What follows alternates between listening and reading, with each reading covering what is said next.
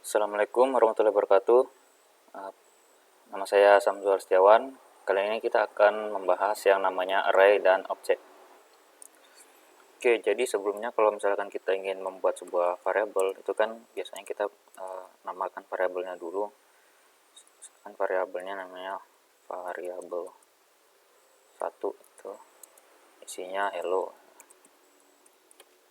Nah, kalau misalkan kita ingin membuat variabel lagi, berarti kan kita harus ngebuat nama variabel yang baru ya. Dan namanya nggak boleh sama. Hello world.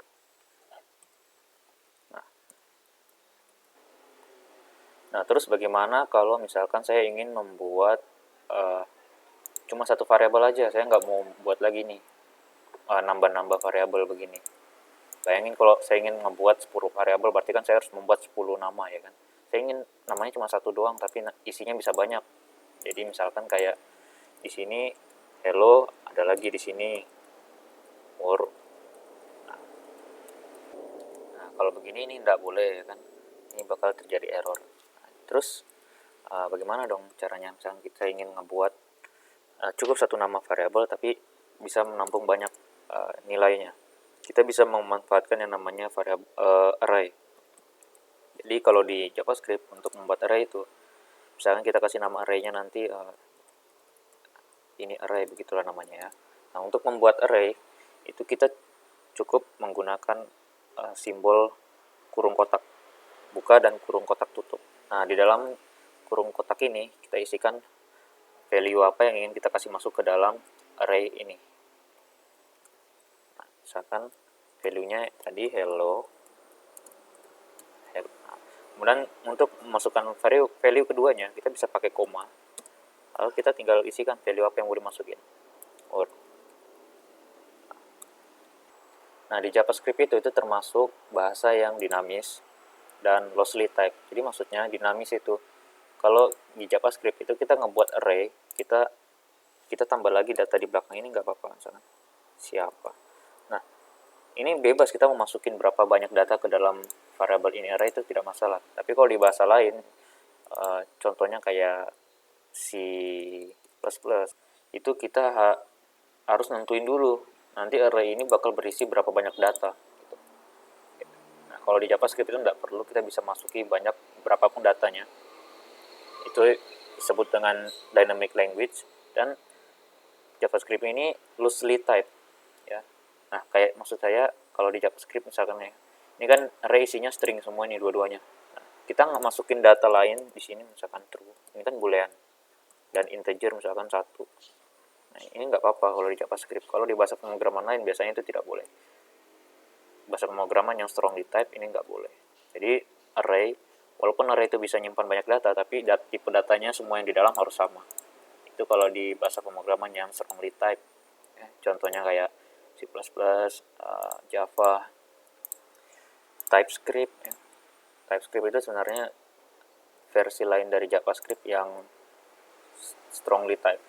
Itu termasuk bahasa pemrograman sih, bahasa pemrograman sendiri, dibuat oleh Microsoft. Oke, ini untuk membuat array, jadi cukup satu nama variabel, kita bisa menyimpan banyak value di dalamnya. Ada dua, dan dua-duanya tipenya string. Bisa kita hapus. Nah, sekarang pertanyaannya gimana cara kita ngakses, kita ngedapat nilai di dalam string ini, di dalam array ini. Cara dapetin nilainya, kalau kita misalnya kita console.log aja dulu. Ini array, kira-kira apa yang bakal kita dapat. Kita save, kita coba jalankan index.html.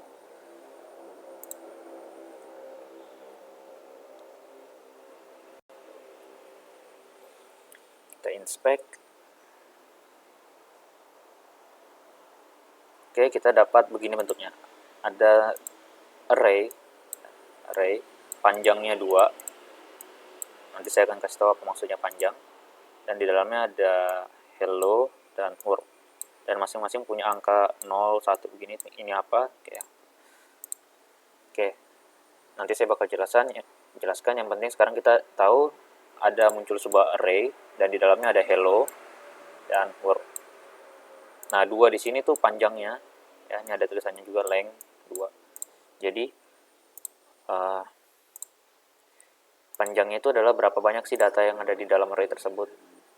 Di sini ada 2, berarti panjangnya 2. Terus ada, ini saya perbesar dulu biar enak melihatnya. Terus ada 0 dan ada 1. Nah, 0 dan 1 ini adalah indeksnya. Jadi hello ini berada di indeks ke 0 dan world ini berada di indeks ke 1. Gunanya apa sih indeks itu? Nah, kita bisa pakai indeks itu untuk mengambil value di dalam array tersebut. Jadi misalkan ini array, saya kasih simbol kurung kotak lagi begini. Lalu di dalam kurung kotak ini saya kasih indeksnya tadi, misalkan indeks 0. Kita save, baru kita coba lihat di browser, kita refresh, dan dapat teks hello. Bukan array lagi yang ditampilkan di konsol. Karena kita secara jelas bilang kalau kita ingin mengakses, kita ingin menampilkan ini array dengan indeks yang ke 0. Jadi ini berada di indeks 0. Coba kalau kita ganti 1. Kita refresh, kita dapat world. Ya. Kalau kita ganti 2, kita refresh, undefined.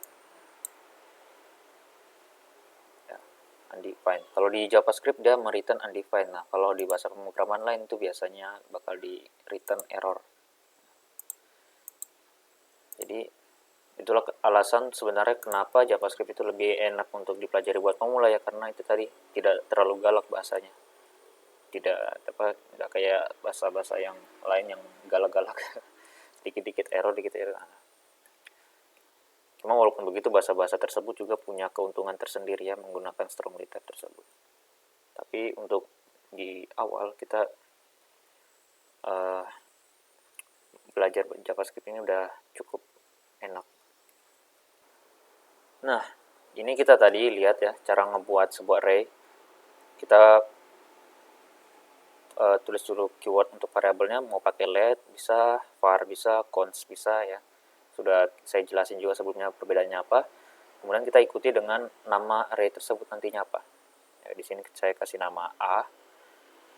Kemudian kita isi value apa yang mau dimasukkan ke dalam A. Nah, di JavaScript itu value-nya itu bisa bebas. Tipe datanya bisa bebas apa saja. Oke, ini contohnya pertama saya kasih masuk tipe data integer. Kemudian diikuti boolean true, string hello, float 5,2, dan string 5. Tipe datanya macam-macam nih, bisa masuk. Ini lebih efisien kalau kita ketimbang kita ngebuat variabelnya satu-satu. A sama dengan 1, kemudian B sama dengan true, C sama dengan hello, sampai 5. Ini kita cukup menggunakan satu buah nama variabel saja. Nah, sebenarnya kita kan sudah lihat ada tulisan angka 0 dan 1, ya kan, di saat kita konsol log si array-nya. Nah, itu sebenarnya adalah indeksnya. Nah, atau gampang kita anggap aja sebagai urutan lah di dalam array. Jadi misalkan saya punya array seperti ini, isinya ada 1, true, hello, 5,2, dan string 5. Nah, 1 ini dia punya indeks 0. Nah, kemudian true 1, hello 2, dan begitu seterusnya sampai yang terakhir 4. Nah, kalau urutan kan biasanya mulai dari 1, ya kan, 1 ini urutan 1, urutan 2, 3. Nah, kalau indeks ini kita mulai dari 0. Jadi 0, 1, 2, 3, 4. Tapi kalau kita lihat, panjang dari array ini tuh bukan 4. Jadi panjang dari array ini tetap 5. Ya. Jadi bukan berarti indeks terakhirnya 4, berarti panjang array-nya juga 4. Nah, ya. Jadi panjang array-nya tetap 5, cuma indeksnya dimulai dari 0. Indeks ini yang kita gunakan untuk mengakses value di dalam array tersebut. Oke, selain array, kita bisa menggunakan yang namanya objek. Oke, ini saya komentari dulu.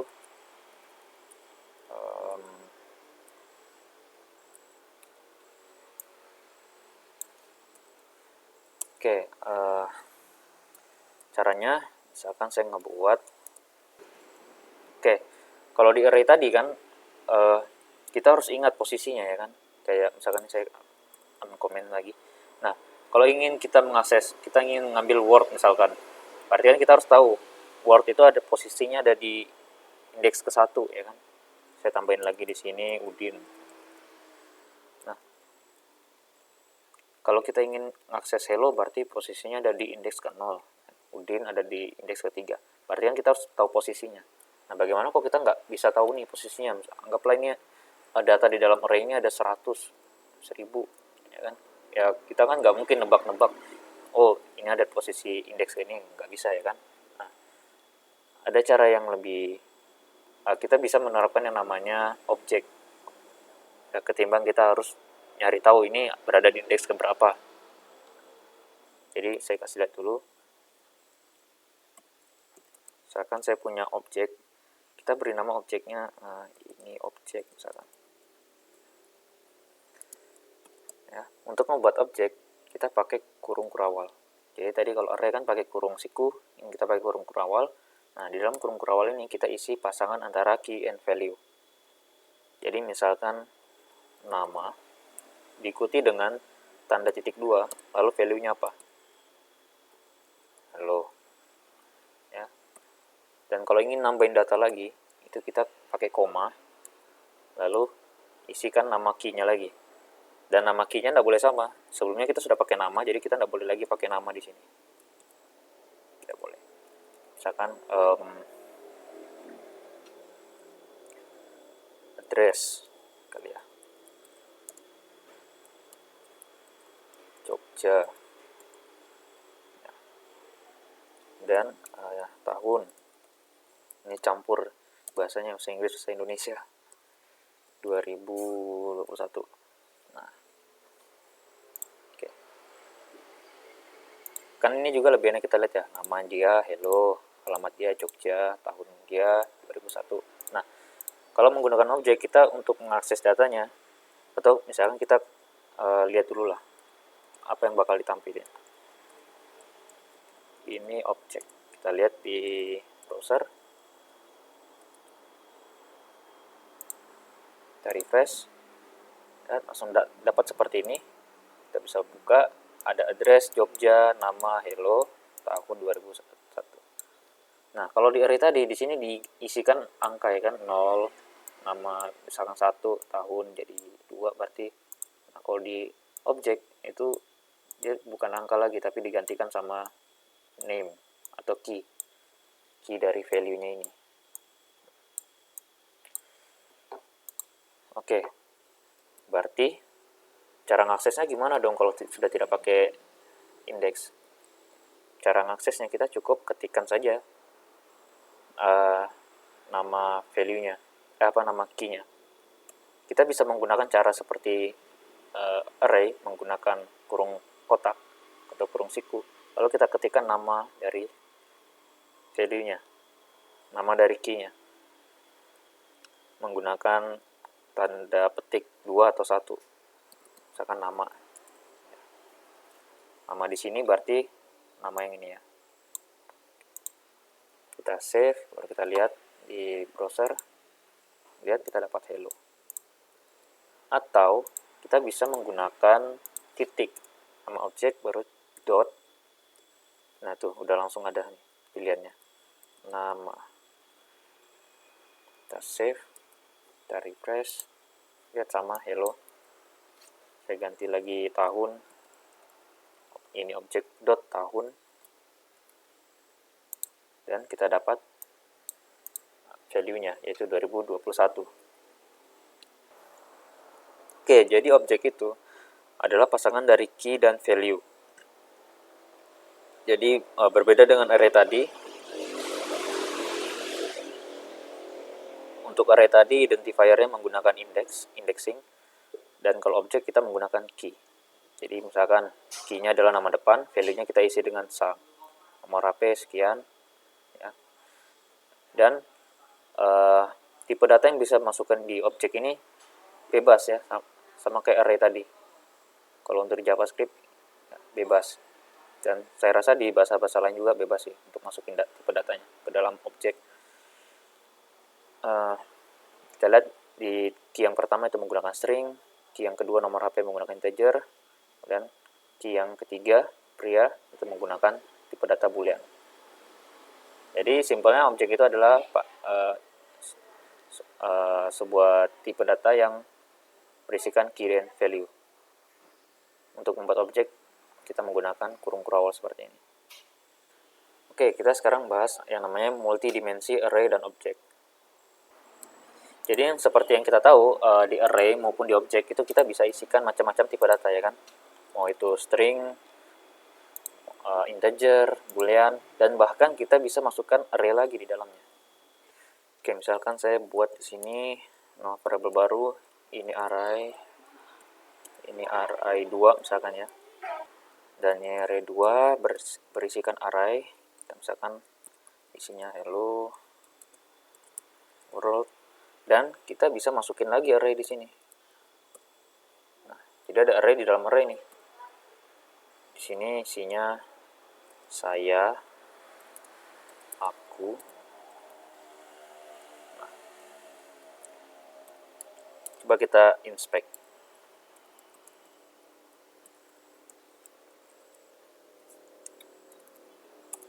Nah, kalau begini kan kita tahu ya, nanti bakal muncul di konsol adalah array, ya kan? Kalau misalkan kita isi di sini begini, indeks ke 0 yang muncul hello, indeks ke 1 bakal muncul world. Terus bagaimana kalau indeks ketiga?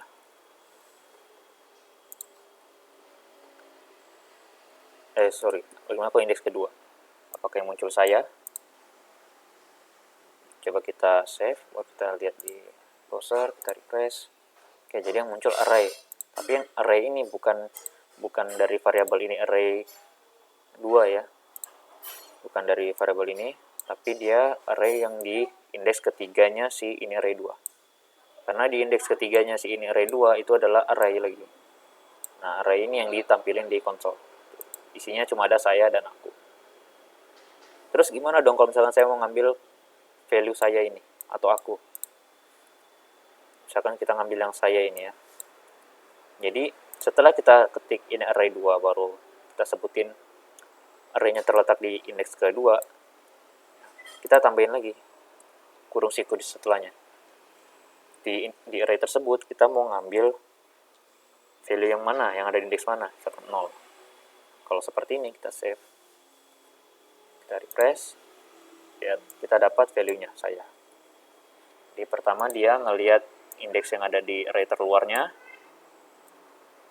yaitu di indeks kedua ada apa? 1, 2, 0, 1, 2. Indeks kedua ternyata array lagi, dan di array tersebut kita ngambil indeks ke 0, yaitu saya. Nah, jadi ini namanya adalah array multidimensi, dan dimensinya adalah 2 dimensi array. Jadi array di dalam array. Kita bisa taruh lagi nih di dalam sini array lagi, nggak masalah. 1, 2. Nah, ini sudah menjadi array 3 dimensi. Dan begitu seterusnya. Kegunaannya apa? Ya. Biasanya array multidimensi ini kita pakai buat matrix. Misalkan di sini matriksku. Saya buat nama variabel begitu. Kita buat dulu array ini menggunakan kurung siku, lalu di dalamnya kita isi array lagi. 1, 2, 3, koma, baru isi array lagi. Ini bukan array di dalam array, baru dalamnya array, enggak ya. Ini array, tapi di dalamnya array, lalu setelahnya array. Bukan, array ini bukan di dalam sini. 4, 5, 6, koma lagi, array. 7, 8, 9. Oke, berarti sekarang kalau kita lihat array matriks ini isinya adalah array semua lagi di dalam. Indeks ke 0 array, indeks ke 1 array, dan indeks ketiga array. Dan tiap-tiap array-nya dia punya value integer. Kalau kita lihat sekilas ini mirip dengan matrix. Jadi itu salah satu penggunaan multidimensional array. selain array, objek juga kita bisa buat dia bersarang. Ya, contohnya misalnya saya buat my object 2. Key-nya yang pertama adalah nama, kemudian tahun, ini kita isi integer. Nah, kita bisa masukin lagi objek di sini, tapi tetap kita harus nyebutin nama key-nya, misalkan apa ya, alamat kali ya, alamat ini isinya objek. Alamat tuh ada apa aja? Alamat ada nama jalan Perjuangan, dan di dalamnya ada RT juga, RT 02.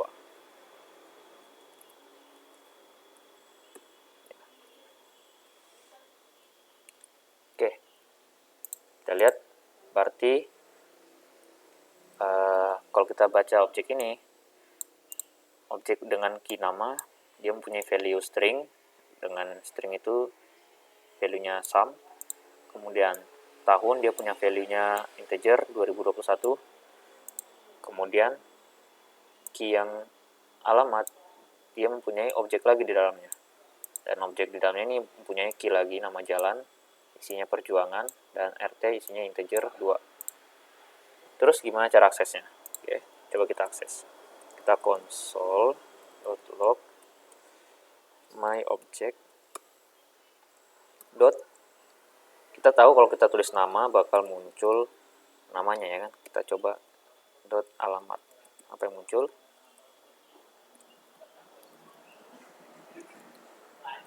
Kita lihat di browser. Nah, yang muncul adalah objek lagi, tapi key-nya sekarang nama jalan dan RT. Jadi key-nya adalah objek yang di dalam sini. Terus gimana kalau misalnya saya ngambil Perjuangan ini? Oke. Kita nggak bisa kalau tulis di sini nama jalan gini. Kita lihat undefined, ya, salah. Jadi caranya kita tulis lagi kayak tadi alamat, tapi kita ikuti lagi dengan titik. Nama jalan. Atau istilahnya ini adalah chaining, object chaining. Kita lihat di browser. Oke, kita dapat Perjuangan ya, dari sini.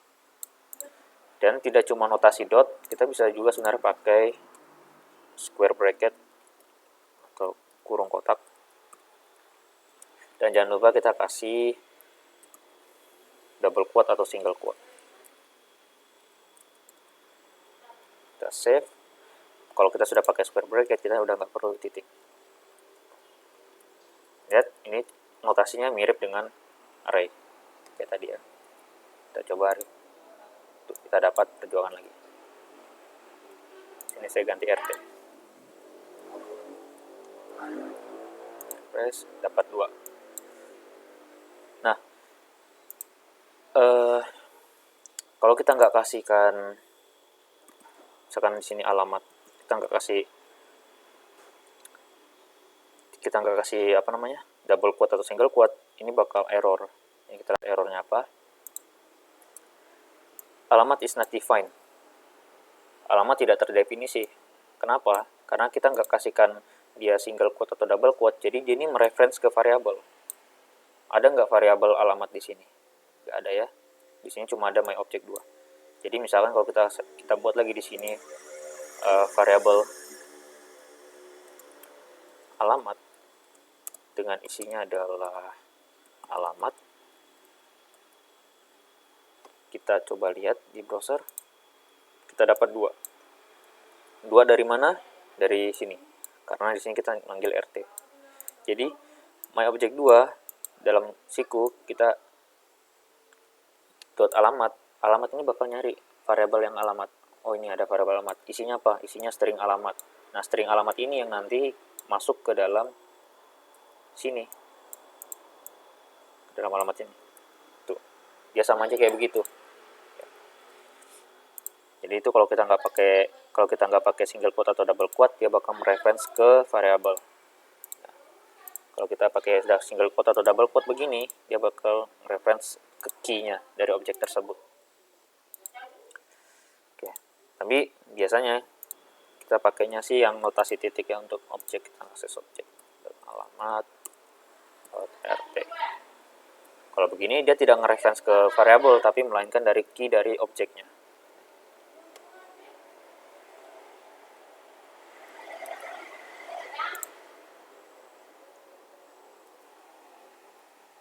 Oke, cepat 2 kali ya, karena kita console.log 2 kali.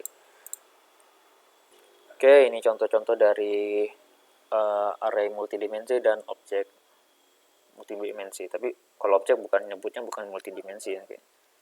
Ada bilang abandoned objek, objek di dalam objek.